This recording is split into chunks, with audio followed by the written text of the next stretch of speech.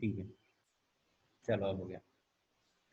ठीक है, तो क्या यहाँ पे हम रेस्पिरेटरी ऑर्गन देख रहे थे ना, तो क्या चीज हो रही थी, स्पाइडर को सबसे मेन याद रखना है, स्पाइडर के अंदर में रेस्पिरेटरी ऑर्गन क्या होता है, बुक लंग्स होता है। बुक लंग्स में से बहुत सारे कॉलम कॉलम बने रहते हैं, यहीं से गैस फ्लो होती है और एक्सचेंज हो जाती है। चिकन और मैमल्स में बताया था, इसके अंदर में लंग्स प्रेजेंट होता है, यहाँ से गैस एक्सचेंज होती है। फिर पोरीफेरा, पोरीफेरा में जैसे एक एग्जांपल में याद रखना है, यहाँ पे स्पंज, तो स्पंज में यहाँ पे ये क्या रहते हैं, बहुत सारे पोर रहते हैं, ऑस्टिया। ऑस्टिया के द्वारा क्या होती है, यहाँ पे ब्लड फ्लो, वो वाटर फ्लो अंदर जाता है, वाटर, और यहाँ पर सेल, क्योंकि ये सेलुलर स्ट्रक्चर रहते हैं इसके अंदर में, सेलीय मतलब कोशिकीय संगठन रहता है ना, तो यहाँ की कोशिका क्या कर लेती है, गैसों का अवशोषण कर लेती है, एब्जॉर्प्शन कर लेती है, और यहाँ पे ऑस्मोकुलम रहता है जिससे बाहर आ जाता है जो भी वेस्ट वाली गैस रहती है या कार्बन डाइऑक्साइड जो रहती है वो बॉडी से बाहर आ जा रही है। मछली, मछली या जो जलीय जीव है उसके अंदर में क्या रहता है, यहाँ पे गिल्स होते हैं, उसके अंदर में क्या हो रही थी, ब्लड कैपिलरिया प्रेजेंट रहती है जहां से गैसों का एक्सचेंज हो जाता है। फिर कुछ आर्थ्रोपोडा जैसे ये कैटरपिलर, कैटरपिलर के अंदर में क्या रहते हैं, स्पाइरिकल्स प्रेजेंट रहते हैं, होल प्रेजेंट रहते हैं पर्टिकुलर बॉडी के उस पार्ट में, जिससे क्या हो जा रही है, गैस यहाँ पे एक्सचेंज हो जाती है। ठीक है, अब अगर हम अगली अगली अलग अलग चीजों, ये स्क्रीनशॉट ले लेना, और है ना, और इसमें ये स्पाइडर बहुत अच्छे से याद रखना, बुक लंग्स पाए जाते हैं। ठीक है, अब बटरफ्लाई में भी, बटरफ्लाई, ठीक है, तितली, ठीक है। अगली चीज यहाँ पर याद रखना है कि जो त्वचा द्वारा जो श्वसन हो रहा है ना, स्किन के थ्रू या बॉडी सरफेस से, ये बॉडी सरफेस से, तो वो किसके अंदर में होता है, सबसे पहले तो प्रोटोजोआ में। ठीक है, प्रोटोजोआ, पोरीफेरा, सिलेंट्रेटा, और एनिलिडा में, एनिलिडा में किस में होता है, सिर्फ अर्थवॉर्म में, है ना, जो केचुआ रहता है, और मेंढक। ये कुछ चीजें नोट कर लेना, प्रोटोजोआ, पोरीफेरा, सिलेंट्रेटा, इनमें क्या होता है, त्वचा द्वारा श्वसन होता है। ठीक है, या सतह द्वारा होता है, सतह द्वारा भी, त्वचा ही नहीं, सतह द्वारा भी होता है, एब्जॉर्प्शन हो जाता है उसके अंदर में, है ना।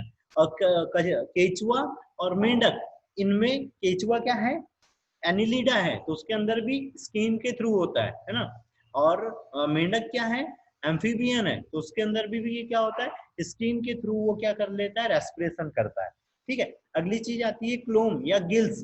गिल्स में किसके द्वारा होता है, ऑर्थोपोडा, मोलस्का और मछली। ऑर्थोपोडा, मोलस्का और मछली के अंदर में गिल्स द्वारा होता है, ये गिल्स द्वारा। ठीक है, अगली चीज आती है ट्रेकिया।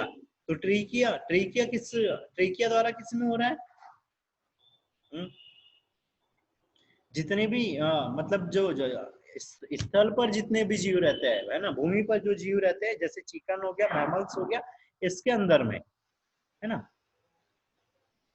लंग्स द्वारा होता है। ठीक है, ये तीन ही मेथड यहाँ पे मेन है। हम्म फिर हम यहाँ पे ह्यूमन के रेस्पिरेटरी सिस्टम की बात करते हैं, तो ह्यूमन के रेस्पिरेटरी सिस्टम में क्या चीज हो रही थी, सबसे पहले क्या रहती है, नोज और नेजल कैविटी रहती है। यहाँ पर क्या होता है, रोम प्रेजेंट रहता है, छोटे छोटे, ये जो नेजल कैविटी रहती है इसमें छोटे छोटे यहाँ पे बाल प्रेजेंट रहते हैं, जो धूल वगैरह कण को अंदर जाने से रोकते हैं, और जो ड्राई रहती है उसको भी, ड्राई को मॉइस्ट करते हैं, नम बनाते हैं, और जितने माइक्रो ऑर्गेनिज्म वगैरह आ रहे हैं वो सबको क्या कर देते हैं, वो रोक देते हैं। ठीक है, फिर ये जो पीछे का एरिया रहता है ये क्या कहलाता है, यहाँ पे नोजोफेरिंग्स कहलाता है। यहाँ पर फेरिंग्स में तीन पार्ट होते हैं, नोजोफेरिंग, ओरोफेरिंग्स और लैरिंजोफेरिंग्स। तो यहाँ पे नेजल कैविटी के पास में जो होता है, या नेजल कैविटी के पीछे जो होता है, वो क्या कहलाता है, यहाँ पे नोजोफेरिंग्स कहलाता है। ठीक है, इसी के अंदर में यहाँ पे जो रिसेप्टर्स या बाल प्रेजेंट हो रहे थे, उसमें क्या हो रहे थे, रिसेप्टर भी प्रेजेंट रहते हैं, जो किसी भी चीज के लिए इसको फील करवाते हैं, या हमको स्मेल फील करवाते हैं, है ना। और ये किसके द्वारा कंट्रोल होते हैं, ऑल्फैक्टरी, जो ब्रेन का जो ऑल्फैक्टरी रीजन रहता है उसके द्वारा यहाँ पे कंट्रोल होते हैं, है ना। अगली चीज आती है इसमें यहाँ पे फेरिंग्स। तो फेरिंग्स की जो टोटल यहाँ पे लंबाई रहती है वो क्या रहती है, 12 सेंटीमीटर। फेरिंग्स क्या हो रहा था, 12 दशमलव, हाँ, या 12.5 सेंटीमीटर लंबा हो रहा था, एंड इसी को क्या बोलते हैं, ग्रासनी। इसके 3 पार्ट होते हैं, जो नोजोफेरिंग्स, नोजोफेरिंग्स में क्या हो रहा है, ये सबसे ऊपर का भाग रहता है और सबसे क्या रहता है, सॉफ्ट रहता है, और इसी में यूस्टेकियन ट्यूब खुलती है। यूस्टेकियन ट्यूब इधर ईयर से आ रही थी, मिडिल ईयर से आ रही थी, तो यूस्टेकियन ट्यूब यहाँ पर खुलती है, ठीक है। और ये जो यहाँ पे नोजोफेरिंग्स है, ये ही ईयर और इस नोज को क्या करता है, कनेक्ट करके रखता है, ठीक है। उसके बाद है ओरोफेरिंग्स। ओरोफेरिंग्स क्या होता है, माउथ के संवहन में सहायक होता है। यहाँ पे ये पीछे वाला पार्ट दिख रहा है, ये क्या होता है, यहाँ पे ओरोफेरिंग्स होता है, फूड मटेरियल को नीचे साइड पहुंचाने में मदद करता है। उसके बाद लैरिंजोफेरिंग्स, यहाँ पर लैरिंग्स प्रेजेंट रहता है, यहीं पर क्या हुआ, लैरिंजोफेरिंग्स रहता है। और ये क्या करता है, यहाँ पे जो ओरोफेरिंग्स है, इस लैरिंजोफेरिंग्स में खुलता है। यहाँ पे एक घंटी जैसा एक स्ट्रक्चर लटका हुआ रहता है ना, अब वो स्ट्रक्चर क्या कहलाता है, एपिग्लॉटिस कहलाता है। जो ये यहाँ पर ये घंटी के जैसा ये एपिग्लॉटिस दिख रहा है ना, ये एपिग्लॉटिस क्या करता है, ट्रेकिया, जब हम खाना खा रहे हैं तो ट्रेकिया को क्लोज करता है, और जब हम फूड मटेरियल खा रहे हैं तो फूड मटेरियल खा रहे हैं तो ट्रेकिया को क्लोज करता है, और जब हम सांस ले रहे हैं तो इसोफेगस को यहाँ पे ये क्लोज करने का कार्य करता है ना, ताकि सही मटेरियल सही जगह पर चले जाए। और फिर क्या आती है यहाँ पे, थोरेसिक कैविटी स्टार्ट होती है। थोरेसिक कैविटी के ही पास में क्या रहता है, यहाँ पे ये लैरिंग्स रहता है, और लैरिंग्स को ही क्या बोलते हैं यहाँ पर, वो वॉइस वॉइस वॉइस ऑर्गन भी बोलते हैं, जिससे हमारी आवाज निकलती है। और इसके अंदर में क्या होता है,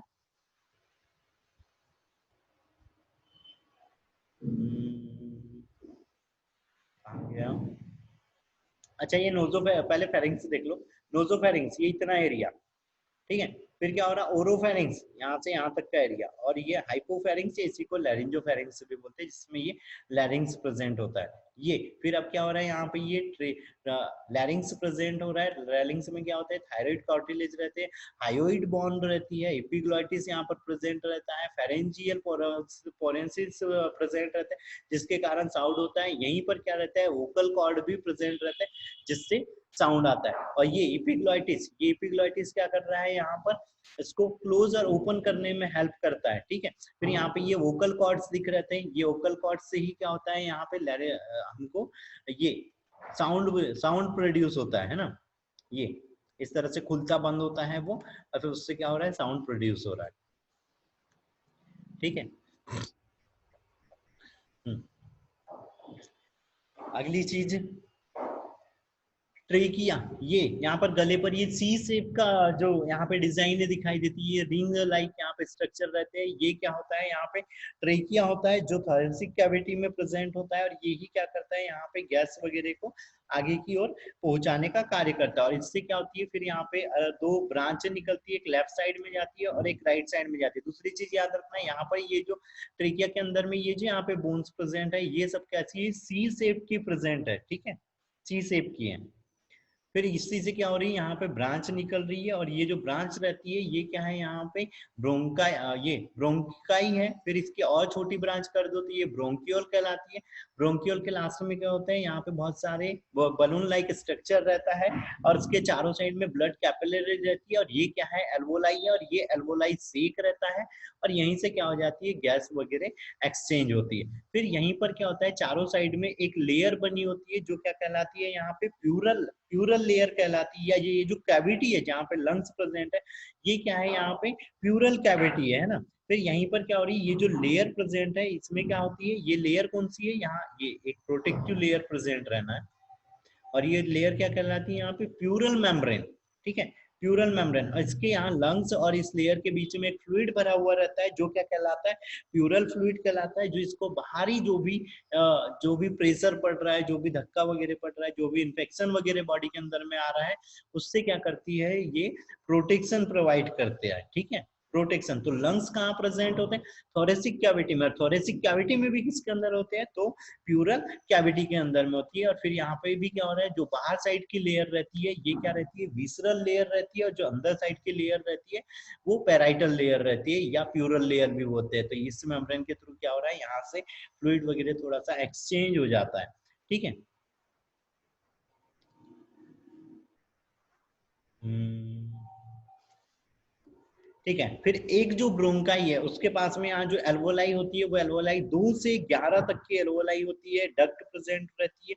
और यहाँ पे ये जो यहाँ पे ये कैविटी बनती है ना, जैसे अगर हम एक एल्वोलाई की बात करें तो ये एक एल्वोलाई है ना, इस एल्वोलाई के अंदर में ये जो कैविटी बनी है ये क्या कहलाती है, एंट्रम कैविटी कहलाती है। ठीक है, जहां से क्या होता है, गैस वगैरह एक्सचेंज होती है। ठीक है। ठीक है। उसके बाद में अगर हम यहाँ पे ब्लड फ्लो की बात करें, है ना, ब्लड फ्लो की या टोटल यहाँ पे, हाँ ठीक है, हम ब्लड फ्लो की बात, ब्लड फ्लो बोल रहा, सॉरी, एयर फ्लो की बात कर रहे हैं, एयर कैसे इंटर हो रही।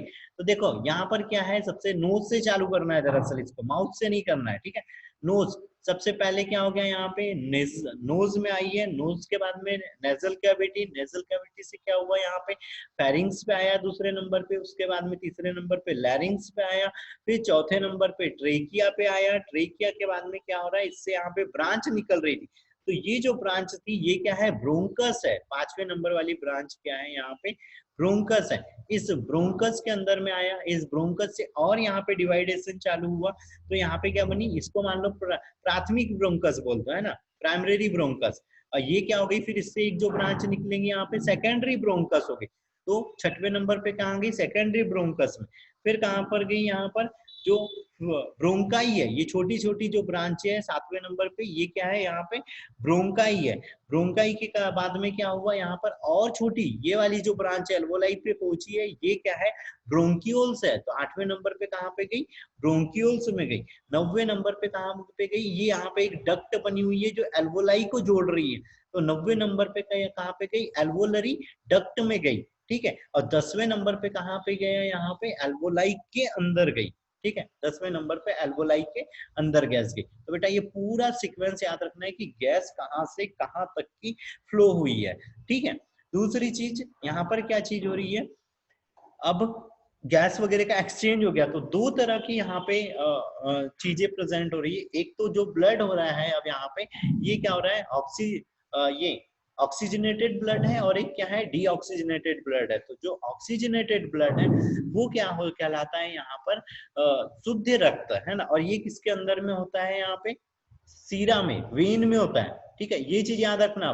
यहाँ पे जो ऑक्सीजनेटेड ब्लड रहता है वो वेन के थ्रू कहां पर जाता है, हार्ट में जाता है। ठीक है, और जो डीऑक्सीजनेटेड ब्लड रहता है वो आर्टरी के थ्रू क्या हो रहा है, यहाँ पे लंग्स में आ रहा था। कहाँ से, यहाँ पर अगर ये हार्ट प्रेजेंट है तो हार्ट से कहाँ पे गया, लंग्स में गया। तो जाने वाली को हम क्या बोल रहे थे, आर्टरी बोल रहे थे, है ना। और यहाँ से जो जा रहा है वो क्या है, यहाँ पे वेन है। लेकिन कौन सी है, पल्मोनरी आर्टरी और पल्मोनरी वेन प्रेजेंट है। और इसमें अपोजिट, जबकि आर्टरी में क्या रहता है, ऑक्सीजनेटेड ब्लड रहता है, लेकिन यहाँ पर क्या हो गया, डीऑक्सीजनेटेड हो गया। और वेन के अंदर में क्या रहता है, डीऑक्सीजनेटेड ब्लड, लेकिन यहाँ पर क्या हो गया, ऑक्सीजनेटेड ब्लड हो गया। तो दोनों चीजें क्या हो रही है, अपोजिट हो रही है। तो ये बहुत अच्छे से याद रख लेना। ठीक है, अगली चीज, अब यहाँ पे कैपिलरियों से गैस एक्सचेंज तो हो गया। अब जब ये गैस एक्सचेंज हो गया तो किसके द्वारा जा रहा है, तो क्या होता है, जो ब्लड रहता है उसके अंदर में हीमोग्लोबिन रहता है, जिसके साथ में अटैच होके क्या हो जा रही है, इजीली ब्लड क्या हो रहा है, अगले स्ट्रक्चर तक पहुंच जा रहा है, ये एल्वोलाई।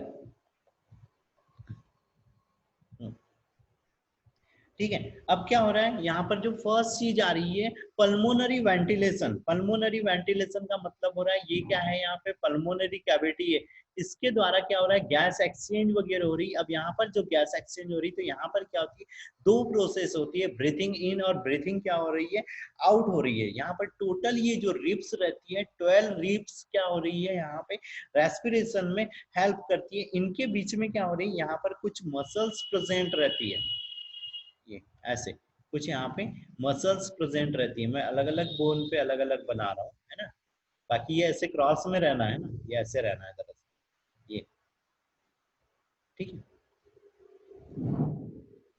ये इस तरह से यहाँ पर मसल्स प्रेजेंट रहना। तो यहाँ पर क्या हो रही है, जो बाहर साइड में है ना, इंटर, यहाँ पे दो तरह की मसल्स हो गई, ये एक अंदर से बाहर आ रही, तो ये क्या है, इंटरकॉस्टल मसल्स है। बाहर साइड से अंदर जा रही है तो ये क्या कहलाती है यहाँ पे, बाहर साइड से अंदर साइड जा रही है तो एक्सटर्नल इंटरकॉस्टल मसल्स कहलाती है, जो क्या करती है यहाँ पे इनहेलेशन और एक्सहेलेशन में हेल्प करती है। इनहेलेशन मतलब क्या हो रहा है, ब्रीथिंग अंदर लेना है ना, एयर का अंदर फ्लो, ये क्या प्रोसेस हो रही है, इनहेलेशन।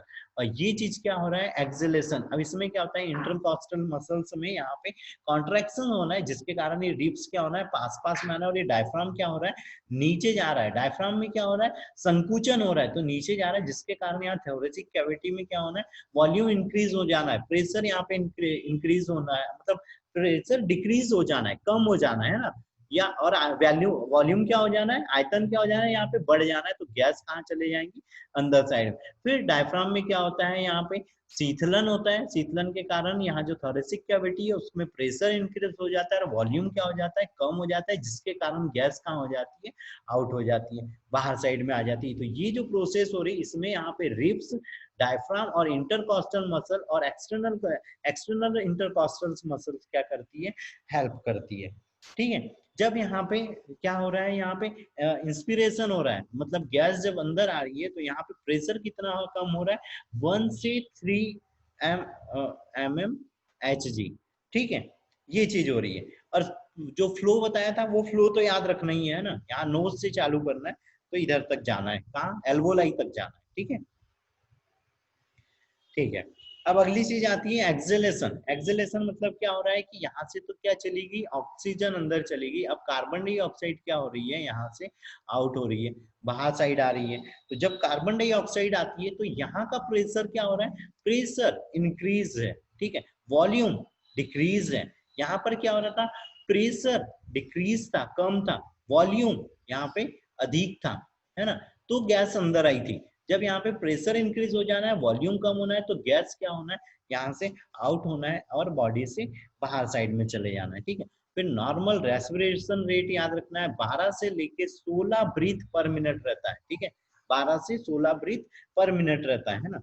जब यहाँ पे संकुचन वगैरह होता है या हम मूवमेंट्स वगैरह करते हैं तो क्या होता है, या हम दौड़ वगैरह है, तो हमारी जो कैपेसिटी रहती है वो 4 से 5 गुना क्या हो जाती है, बढ़ जाती है रेस्पिरेशन की रेट। ठीक है,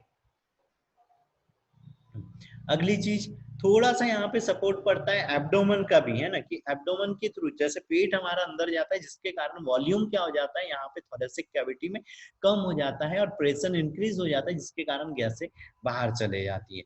ठीक है, गैस विनिमय की अगर हम बात करें तो गैस विनिमय कहाँ पर हो रहा था, एल्वोलाई के अंदर में हो रहा था, और एल्वोलाई के चारों साइड में क्या रहती है, यहाँ पे ये एल्वोलाई के चारों साइड में यहाँ पर क्या रहती है, ब्लड कैपिलरिया प्रेजेंट रहती है, जिससे क्या हो रही है, गैस वगैरह यहाँ पर एक्सचेंज हो रही है। ठीक है, अब ये जो गैस एक्सचेंज हो रही है इसमें क्या हो रहा है, यहाँ पे जो अगर हम टोटल अगर एक बात करें कि एक बार में जो गैस गई है तो इसकी यहाँ पर कैपेसिटी क्या होती है, 350 ml, 350 ml कैपेसिटी होती है एल्वोलाई से गैस एक्सचेंज। जो टोटल है वो टोटल जो ग्रहण की गई है वो कितनी होती है, 500 ml गैस यहाँ पे बॉडी के अंदर जाती है, लेकिन एल्वोलाई से एक्सचेंज कितना होता है, सिर्फ 350 ml का एक्सचेंज होता है। ठीक है, यहाँ पे इस साइड में क्या हो रही थी, अगर हम इस ब्लू वाली की बात करें तो यहाँ पे ये क्या है, CO2 है,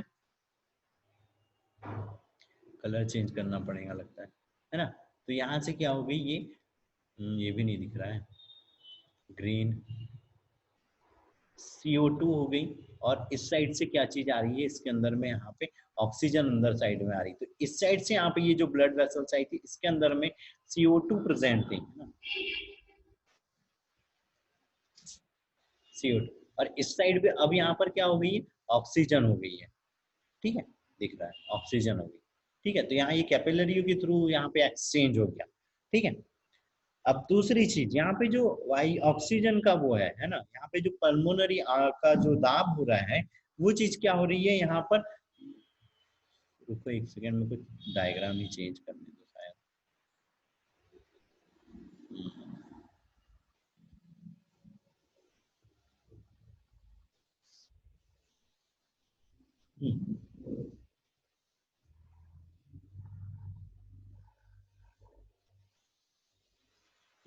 ठीक है, यहाँ पर जब वो ये जो स्ट्रेक है यहाँ पर, है ना, इसका प्रेशर क्या होता है यहाँ पे,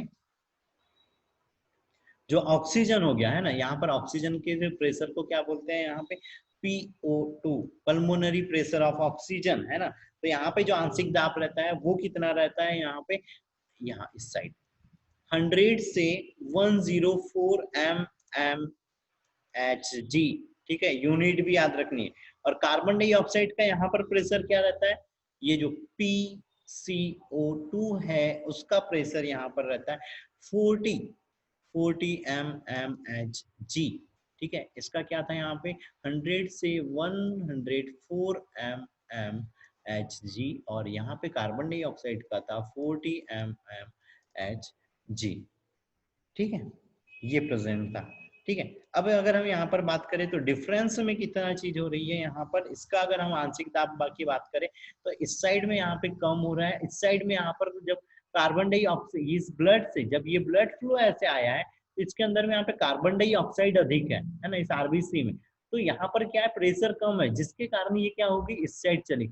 जबकि यहाँ पर ऑक्सीजन का प्रेशर ज्यादा है, तो क्या होगी, यहाँ से ऑक्सीजन क्या हो गई, इस आरबीसी के साथ में जाके कनेक्ट हो गई, ठीक है। अब जो कुछ चीजें याद रखनी, इन्वायरमेंट, इन्वायरमेंट हो गया, एल्वोलाई हो गई, और यहाँ पे क्या हो गया, ब्लड हो गया, ठीक है। इनमें अलग अलग यहाँ पर हो रहा है ना। जैसे हम सबसे पहले बात करते हैं PO2 की, और यहाँ पर बात करते हैं CO2 पर लिख रहा हूँ बेटा, ठीक है, चलो ये यहाँ से दिख जाएगा, चलो ये चीज हुई। तो यहाँ पर वायुमंडलीय दाब सबसे पहले क्या चीज हो रहा है, जैसे मान लो यहाँ पे 159.5 mmHg, ठीक है, ये किसके अंदर में, इन्वायरमेंट में, ठीक है। तो एल्वोलाई के अंदर में इसका प्रेशर कितना चल रहा है अभी, है ना, एल्वोलाई के अंदर में, यार यहाँ पे जम नहीं रहा है ना, यहाँ पर मान लो इन्वायरमेंट, यहाँ पर मान लो एल्वोलाई, और यहाँ पर मान लो ब्लड, ठीक है, थोड़ा दूर दूर है ना। यार रुको यार बेटा,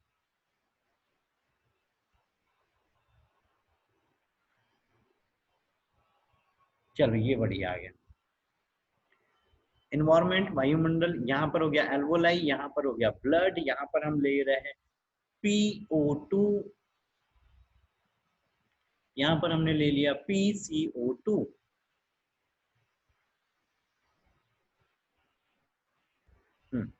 ठीक है। अब यहाँ पर इन्वायरमेंट के अंदर में प्रेशर कितना हो रहा है, 159.5 mmHg। हम ये पूरी यूनिट अब सब जगह नहीं लिखेंगे, है ना, लेकिन तुम लोगों को याद रखनी है ये चीजें, ठीक है। एल्वोलाई के अंदर में प्रेशर कितना हो रहा है, 101.2, है ना। और ब्लड के अंदर में यहाँ पे ऑक्सीजन का प्रेशर कितना हो गया है, मान लो यहाँ पे 40, ठीक है, ब्लड के अंदर में।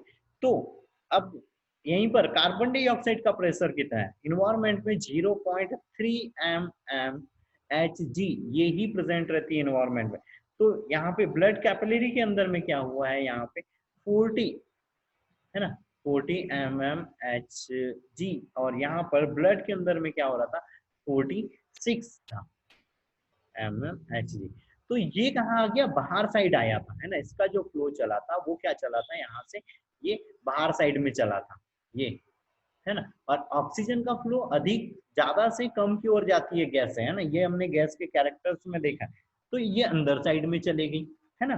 तो इस तरह से अब यहाँ पर क्या हो गया, गैसों का एक्सचेंज हो गया। इसी के लिए अब एक फ्लो याद रखना है ना, ठीक है। सबसे पहले जैसे अगर हम यहाँ पे एक्सेलेशन की बात कर रहे हैं, है ना, हम बाहर साइड में छोड़ रहे हैं, ये एक्सेलेशन की बात कर रहे हैं, ठीक है, बाहर साइड में छोड़ी, तो जो गैस बाहर आई है यहाँ पर, तो यहाँ पर क्या हुआ है, जो ऑक्सीजन, अब यहाँ पे क्या है, ये प्रेशर ऑफ ऑक्सीजन, है ना, ये प्रेशर ऑफ ऑक्सीजन 116.2 है, ठीक है। यहीं पे प्रेशर ऑफ कार्बन डाइऑक्साइड ये कितना है, यहाँ पे 28 है, कहाँ पे, जस्ट नोज के पास में, ठीक है, माउथ नेजल कैविटी पे।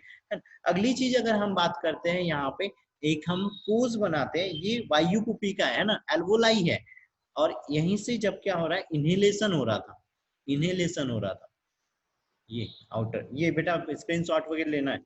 ऑक्सीजन का यहाँ पर कितना हो रहा था, 159.5 था, ठीक है। यहीं पे कार्बन डाइऑक्साइड का इस टाइम में कितना था, 0.3 है, नेजल कैविटी के पास में, ठीक है। तो क्या होगी, गैस कहाँ चलेगी, अंदर। ये जो अब यहाँ पे हमने कैविटी बनाई है, इसके अंदर में यहाँ पे CO2 का कितना हो रहा है बेटा, यहाँ पे 40, ठीक है 40 mmHg। जबकि यहीं पर अंदर है बेटा, ये है ना, ऑक्सीजन का प्रेशर यहाँ पर कितना है 101 है, 0.2 है, ठीक है mmHg, ये इसके अंदर में हो रहा।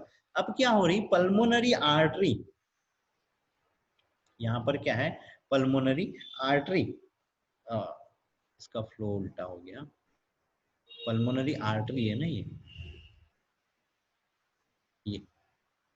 Pulmonary artery. तो पल्मोनरी आर्टरी के अंदर में क्या चीज हो रही है, तो यहाँ पर क्या है CO2 है ना, और ज्यादा मात्रा में क्या है CO2 है, तो कितना हो गया ये 45 mmHg से 46 mmHg, जबकि ये क्या है CO2 है। अगर हम ऑक्सीजन की यहाँ पर बात करें तो क्या है सिर्फ 40 mmHg, क्योंकि इस साइड से बॉडी से फ्लो आ रहा है, ठीक है। अब ये गैस आई यहाँ पे एक्सचेंज हुआ, अब ये क्या है यहाँ पे पल्मोनरी वेन है, पल्मोनरी वेन। तो इसके अंदर में यहाँ पर क्या हो रहा है, यहाँ पर अब क्या थी, ऑक्सीजन आ गई थी, ये 100 इन 1.2 था, है ना, 100 1.2 था, तो यहाँ पर ऑक्सीजन क्या होगी 90 से लेके 100 mmHg तक क्या है यहाँ पे ऑक्सीजन प्रेजेंट है, ठीक है। दूसरी चीज यहाँ पर क्या है, कार्बन डाइऑक्साइड है, CO2 भी है, तो CO2 क्या होगी यहाँ पे बहुत कम है, सिर्फ 40 mmHg है, ठीक है 40 mmHg है। अब यहाँ से कहाँ पे गया भाई, ये जो ऑक्सीजन है ये कहां पर गई, यहाँ पे हार्ट में गई, ठीक है। ये क्या बना हुआ है भाई, हार्ट बना हुआ, हार्ट से क्या हो गया, ये बॉडी के अदर पार्ट में गई, ठीक है, अदर पार्ट में गई। तो यहाँ पर क्या बनी हुई है, ये एक सेल बनी हुई है, इस सेल के अंदर में गया, इस सेल में गई, तो ये किसके थ्रू गई, एओर्टा, एओर्टा है ये, एओर्टा के थ्रू बॉडी में गई। तो यहाँ पर अब ऑक्सीजन का लेवल क्या है, तो यहाँ पे है 95, और अगर यहीं पर कार्बन डाइऑक्साइड की बात करें तो यहाँ पर क्या है 40 mmHg क्या है, कार्बन डाइऑक्साइड प्रेजेंट है, ठीक है, ये चीज प्रेजेंट है। अब क्या होगी, यहाँ पे सेल के अंदर में गई, है ना, तो सेल के अंदर में ऑक्सीजन अब यहाँ पर कितनी बची, ऑक्सीजन यहाँ पर अब कितनी बच गई, यहाँ पर 23 हो गई, ठीक है, कौन, ऑक्सीजन, ठीक है। यहीं से अब क्या हो रहा है, इसका बैकफ्लो चालू हो रहा है ना, बैकफ्लो जब चालू हो रहा है बेटा, बैकफ्लो चालू हो रहा है, ये जा रहा है।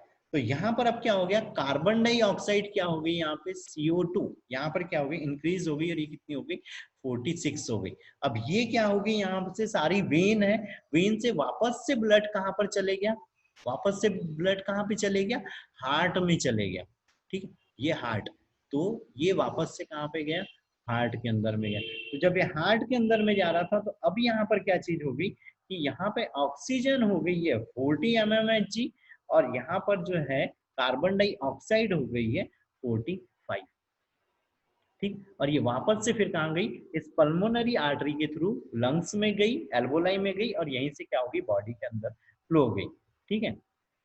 इसका स्क्रीनशॉट ले लो, ये बनाना है। और ये क्या थी बेटा, यहाँ पे सेल थी, हो गया।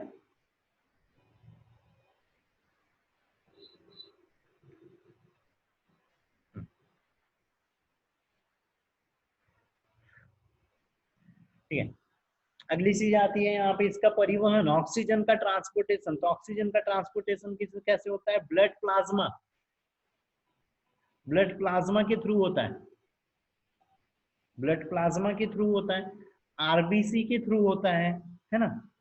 इन दो चीजों के कारण क्या होता है, यहाँ पे फ्लो हो रहा है। और यहीं पर क्या होती है, आरबीसी के अंदर में क्या रहता है, हीमोग्लोबिन रहता है, जिसके द्वारा क्या होती है ऑक्सीजन यहाँ से तो पास होते रहती है। और ये जो यहाँ पे हीमोग्लोबिन रहता है, ये 98% टोटल ऑक्सीजन का ट्रांसपोर्टेशन करता है। और इसके कारण अगर हम यहाँ पे एक ग्राफ बनाते हैं, ठीक है, यहाँ पे एक ऑक्सीजन और हीमोग्लोबिन का एक ग्राफ बनता है, तो वो कैसा बनता है, ये है ग्राफ और ये है, तो ये क्या बनता है, सिग्मोइड ग्राफ बनता है, ये सिग्मोइड, है ना।